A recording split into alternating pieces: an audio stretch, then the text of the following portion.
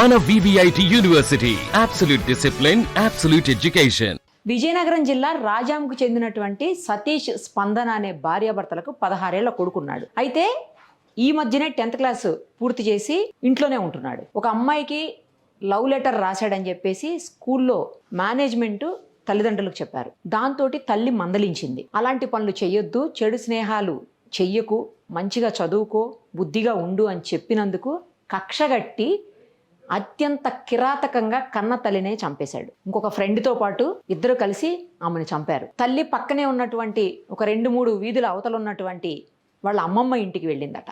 అంటే ఆమె తల్లి ఇంటికి అనమాట. వెళితే ఆమెకు ఫోన్ చేసి మరీ నాకు ఆకలేస్తుందమ్మా, ఇంటికి రావా, ఏమన్నా పెట్టు అని చెప్పేసి ఫోన్ చేసి ఆకలేస్తుందని పిలిపించుకున్నాడు అనమాట. ఇంటికి పిలిపించుకుని ఆమె హ్యాండ్స్ వాష్ చేసుకుంటుంటే ఇంటికి వచ్చి పాపం కొడుక్కి ఏమన్నా చేసి పెడదామని చేతులు కడుక్కుంటున్నట్టుంది ఆవిడ. ఈ దుర్మార్గుడేమో వెనకాల నుంచి వాడి ఫ్రెండ్ వచ్చి మెడ దగ్గర పట్టుకున్నాడంట. ఇద్దరు కలిసి ఆమెను చంపేశారు. కత్తితోటి 18 చోట్ల బాడీ మీద పొడి చేశారు. ఎంత ఘోరమో చూడండి అసలు. ఆకలేస్తుందని ఇంటికి పిలిచి తల్లిని చంపేయటం, కిరాతకంగా చంపారు. అది కూడా ఆ రెండో వాడు వాళ్ళ తల్లిదండ్రులతో గొడవట. వాడు ముంబై వెళ్ళిపోవాలి. క్రికెట్ గ్రౌండ్లో ఇద్దరికి పరిచయం ఏర్పడి వాడు ముంబై వెళ్ళిపోవాలంట. ఇక్కడుంటే తల్లిదండ్రులు సరిగ్గా ఇతను ఎదగనివ్వట్లేదని చెప్పేసి ముంబై వెళ్ళి సెటిల్ అవ్వాలి, నేను అక్కడ డాన్ అవ్వాలి అని చెప్పేసి ముందు నుంచి అతనికి వీడి ఫ్రెండ్కి ఆలోచన అంట. సో ఇద్దరు కలిసి షేర్ చేసుకున్నారు అన్నమాట. తల్లిదండ్రులు ఇబ్బంది పెడుతున్నారని వీడికి చెప్పుకున్నారు. ఇద్దరు కలిసి ప్లాన్ చేసి ఈ తల్లిని చంపేశారు, స్పందన అనే ఆమెని. ఏం చూస్తున్నారా మీరు? టీవీల్లో ఏం చూస్తున్నారు, ఫోనుల్లో ఏం చూస్తున్నారు, ఇంటర్నెట్లో ఏం ఫాలో అవుతున్నారు? కన్న తల్లి, నవమాసాలు మోసి కని పెంచినటువంటి తల్లిని అంత దారుణంగా కిరాతకంగా చంపాలని ఎలా అనిపించింది? మరీ చిన్నపిల్లోడివేం కాదు కదా, 16 ఏళ్ల పిల్లోడివి, 16 ఏళ్ల అబ్బాయివి. ఆ మాత్రం సెన్స్ లేదా నీకు? కన్న తల్లిని చంపొద్దు అని నీకు ఇష్టం లేకపోతే ఇంట్లోంచి బయటికి పోకపోయావా? లేదంటే ఎక్కడొక చోట జాయిన్ అవ్వకపోయావా? హాస్టల్లోనే ఎక్కడన్నా ఉండి నీ ఇష్టానికి బతకపోయావా? తల్లిని ఎందుకు చంపాలి? కొన్నిసార్లు మనకు అనిపిస్తుంటుంది, అంటే ఎంత గారాభంగా, ఎంత ప్రేమగా అన్నీ ఇచ్చి, అడిగిందల్లా ఇచ్చి, కావాల్సిందల్లా కొనిచ్చి ప్రేమగా పెంచితే ఇంత దారుణంగా బిహేవ్ చేస్తారా? ఎన్నో ఘటనలు చూస్తుంటాం కదా. అందులో మేమైతే మరీ ఎక్కువ చూస్తుంటాము. ఆ చూసినప్పుడల్లా అనిపిస్తుంటుంది, ఏంటి ప్రేమగా పెంచడం తప్ప, లేకపోతే పట్టించుకోకుండా పెంచడం తప్ప? ఇక్కడైతే ఆమె పిల్లోడు ఆకలేస్తుంది అని కొడుకు అడగగానే పాపం అక్కడి నుంచి వచ్చిందంటే, ఆకలేస్తుంది అమ్మ అని పిలిచి అత్యంత కిరాతకంగా తల్లిని చంపాడంటే ఆడు మనిషి అసలు? ఎలాంటి వాళ్ళతో ఫ్రెండ్షిప్ చేస్తున్నారా? ఎందుకు అలాంటి వాళ్ళతో ఫ్రెండ్షిప్లు? మంచి వాళ్ళతో ఫ్రెండ్షిప్ చేస్తే మంచి బుద్ధులు వస్తాయి. చెడు స్నేహితులతోటి లేదా చెడు స్నేహాలు చేస్తే ఇలాంటి చెడు బుద్ధులే వస్తాయి, చెడు ఆలోచనలే వస్తాయి. ఇప్పుడు నీ జీవితం నాశనం అయిపోయింది, తల్లిని చంపేశావు, కుటుంబం చిన్నాభిన్నం అయిపోద్ది, తండ్రి ఏం చేయలేనటువంటి పరిస్థితి, నువ్వు జైలుకు పోతావు, నీ లైఫ్ స్పాయిల్ అయిపోతుంది. ఇవన్నీ ఎందుకు అర్థం కావట్లేదు? ఇంటర్నెట్లోనో, ఫోనుల్లోనో, లేకపోతే టీవీల్లోనో చూసి కిరాతకంగా దారుణంగా వ్యవహరిస్తున్నారు. కానీ దాని పర్యవసానాలు కూడా చూడండి రా. ఆ తర్వాత ఏం జరుగుతుందో కూడా తెలుసుకోండి. మీరు ఏదన్నా ఒక తప్పు చేస్తే, ఒక హత్య చేస్తే, లేదు సంఘ వ్యతిరేక కార్యకలాపాలను చేస్తే ఆ తర్వాత మీకు ఏమవుతుంది?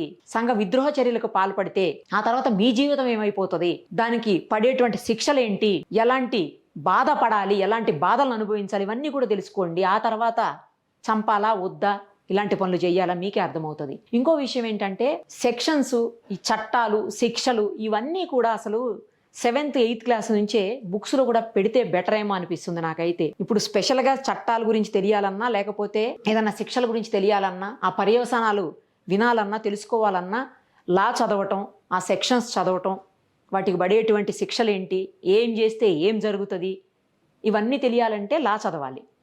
కానీ చిన్నప్పటి నుంచి, అంటే 7th 8th క్లాస్ నుంచే కనీసం మినిమం కొన్ని సెక్షన్స్ అయినా, హత్య చేస్తే, మానభంగాలు చేస్తే, లేకపోతే దొంగతనాలు చేస్తే, లేకపోతే మోసం చేస్తే, ఇలాంటి ఇట్లాంటి, అంటే చిన్నవి అనకూడదు, ఇలాంటివి చిన్నవి కాదు, ఇలాంటి మినిమం అత్యంత అవసరమైనటువంటి సెక్షన్స్ ఏముంటాయో వాటి వరకైనా సరే కనీసం బుక్స్లో పెడితే, మన ఎడ్యుకేషన్ సిస్టంలో కనుక వాటిని కూడా పెడితే డెఫినెట్గా ఏం జరుగుతుంది, ఎలాంటి శిక్షలు పడతాయి, ఏమి తప్పు చేస్తే అది ఏ సెక్షన్ కింద వస్తుంది, ఆ సెక్షన్కి పడేటువంటి శిక్ష ఏంటి, ఆ తర్వాత పర్యవసానాలు ఏంటి, జైలు అంటే ఏంటి, ఎలా ఉంటుంది, ఇలాంటివన్నీ కూడా అర్థమయ్యేలాగా పెడితే బెటర్ ఏమో. ఎడ్యుకేషన్ సిస్టంలో కొంత చేంజెస్ రావాల్సిన అవసరం ఉందేమో అనిపిస్తుంది ఇవన్నీ చూస్తుంటే. కనీసం అవగాహన వస్తుంది, అమ్మో నేను ఈ తప్పు చేస్తే ఈ శిక్ష పడుతుందేమో, నేను ఇన్ని రోజులు జైల్లో ఉండాలి, ఇన్ని సంవత్సరాలు బయటికి రావడానికి ఉండదు, నా వాళ్ళు ఎవరిని చూడలేను, కలవలేను, నాకు అసలు ఏమీ ఫ్రీడమ్ ఉండదు అనే విషయం అన్న అర్థమవుతుంది కనీసం. మొన్న ఈ మధ్యనే చూసాము, చెర్లపల్లి జైలు దగ్గర లోపల ఫీల్ ద జైల్ అని చెప్పేసి ఒక కాన్సెప్ట్ పెట్టారు. లోపలికి అంటే జైల్లోకి వెళితే ఎలా ఉంటుంది, జైల్లో ఎలాంటి బట్టలు ఇస్తారు, ఎలాంటి ఫుడ్ పెడతారు, ఎలాంటి ఫెసిలిటీస్, అంటే మనకి ఎలా ఉంటుంది అసలు జైలు, లోపలికి వెళితే జైల్లో ఉంటే ఏముంటుంది, ఎలా ఉంటుంది, ఎంత బాధపడాలి, ఇవన్నీ కూడా అక్కడికి వెళ్తే అర్థమవుతుంది. ప్రతి పిల్లల్ని అసలు నన్ను అడిగితే 6th 7th 8th నుంచి ప్రతి పిల్లల్ని కూడా ఒకసారి అలాంటి చోటకి తీసుకెళ్ళి బయట స్కూల్లో ఎక్స్కర్షన్స్కి లేకపోతే పిక్నిక్లకి ఇంకెక్కడికో ఫీల్డ్ ట్రిప్లు ఇలా తీసుకెళ్తారు కదా, ఇలాంటి వాటికంటే అసలు ఇలా ఈ ప్లేస్కి తీసుకెళ్తే బెటర్ ఏమో. అసలు వీటికంటే కూడా ఒకసారి జైల్లో పర్మిషన్ ఇస్తే బాగుండు అనిపిస్తుంది నాకైతే. మామూలుగా మేము లా చదివేటప్పుడు లాలో కంపల్సరీ 1 డే జైలుకి వెళ్ళి అన్నీ చూడాల్సి ఉంటుంది.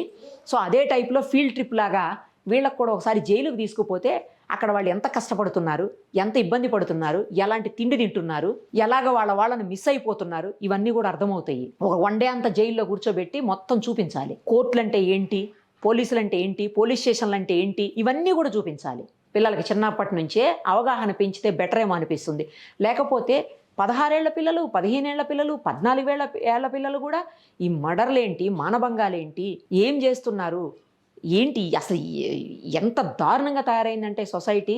దీనికి అసలు ఎవరు రీజను, ఎందుకు, ఏంటి అనేది కాసేపు పక్కన పెట్టేసి ఇలాంటివి జరగకుండా ఉండాలంటే ఎలాంటి అవగాహన పిల్లల్లో కల్పించాలి అని మేధావులంతా, ఎవరైతే ఎడ్యుకేషనలిస్ట్ ఉంటారో వాళ్ళు, తర్వాత ఈ ఫ్యామిలీ కౌన్సిలర్స్ ఉంటారు కదా వీళ్ళు, తర్వాత సైక్రియాటిస్టులు, సైకాలజిస్టులు, వీళ్ళందరూ కలిసి కూర్చొని దీనికి ఒక సొల్యూషన్ తీసుకొస్తే బెటర్ ఏమో అనిపిస్తుంది నాకైతే.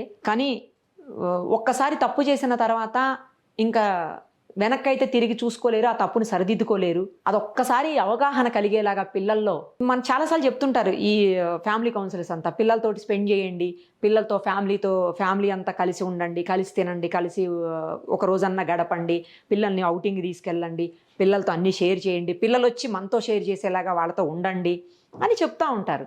బట్ ఈ కేసులో నాకేం అవన్నీ కనిపించట్లా. మరి అంటే అంత తల్లిదండ్రులు ఇబ్బంది పెట్టే వాళ్ళు చాలా బిజీగా ఉండి పిల్లల్ని పట్టించుకోపోయే పరిస్థితులు ఏమి లేవు. మరి ఇలాంటి కేసులను ఎలా చూడాలి? సో నాకైతే అనిపిస్తుంది అదే, మీరందరూ కూడా ఆలోచించండి, దీనికి ఒక సొల్యూషన్ ఇస్తే ఇలాంటివి మళ్ళీ జరగకుండా, పిల్లల జీవితాలు నాశనం కాకుండా, ఇలాగే అనవసరంగా ఆమె ఇప్పుడు చనిపోయింది, జీవితం నాశనం అయిపోయింది, ఆమెది అయిపోయింది, ఫ్యామిలీ మొత్తం చిన్న భిన్నం అయిపోద్ది, వాడి జీవితం నాశనం అయిపోయింది, ఆ పక్కన తండ్రి జీవితం, ఆమె భర్త జీవితం కూడా ఎటుగానటువంటి పరిస్థితి. వాళ్ళు ఏడుస్తుంటే ఆ దుఃఖం చూస్తుంటే వాళ్ళది ఎంత బాధ అనిపిస్తుందో. ఇలాంటి వాటన్నిటికీ ఒక సొల్యూషన్ రావాలంటే అందరూ స్పందించండి. ఏం చేస్తే బాగుంటుందో ప్లీజ్ మీరు కూడా కామెంట్ చేయండి.